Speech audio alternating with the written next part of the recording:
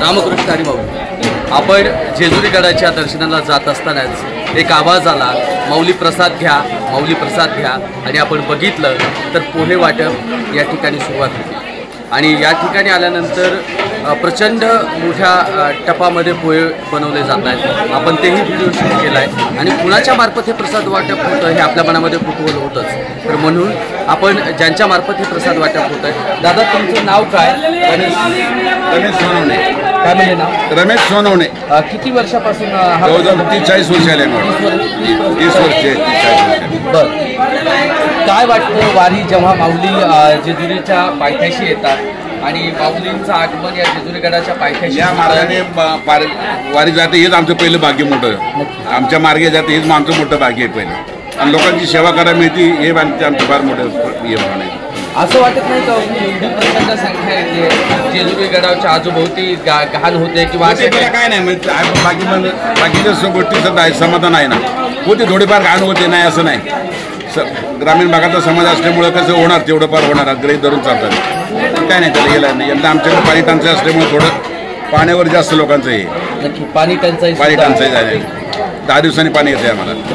पाणी टंचाईमुळे लोकांना पाणी बॉटल करता लोक फार हे करतात, पाण्याची सोयी कमी करतात. बाकी मग वाटप असं लोक जागजागी अन्न वाटतात ना, अन्नदान करतात, ते फार मोठं समाज आहे.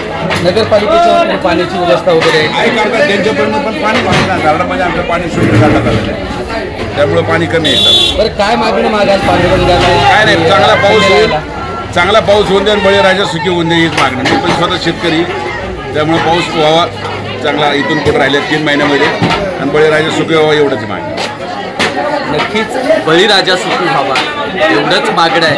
आणि आम्ही शेतकरी आहोत. शेतकरी म्हटलं की दानशूर असतो, आणि शेतकरी अर्थातच बळीराजाचं नाव जुळलं गेलं तर ते दानशूर या वाक्याशीच. आणि बळीराजांनी 3 पाऊलं भगवंताला जमीन दान दिली आणि त्यामध्ये स्वतःचा देहसुद्धा अर्पण केला. त्या बळीराजाचे आम्ही वंशज आहोत, शेतकरी आहोत. आधीच आपण पाहू शकता आजूबाजूला या ठिकाणी मोठ्या टपामध्ये पोहे बनवले जात आहेत. जवळपास सकाळपासून ही सुरू असलेली नाश्त्याची व्यवस्था आहे. आणि जेजुरी गडाच्या म्हणजे जाणाऱ्या रस्त्याच्या मार्गावरती पायथ्यालाच गडावरती जायच्या महाद्वार रोड, ओके, महाद्वार रोडावरतीच बाजूला पोहे बनवले जात आहेत. आणि आपण प्रत्येक अपडेट नियमित आम्ही दरवर्षी करत असतो. आणि नक्की पांडुरंगाला एक मागणं घालेल की यांना दीर्घायुष्य लाभू दे आणि यांच्या हातून तुझी सेवा घेऊ दे. कारण ही सेवा वारकऱ्यांची करतायत आणि नक्कीच यांना दीर्घायुष्य लाभावं, निरोगी आयुष्य लाभावं या सर्व कुटुंबाला. असं साकडा आपण पांडुरंगाला घालूया.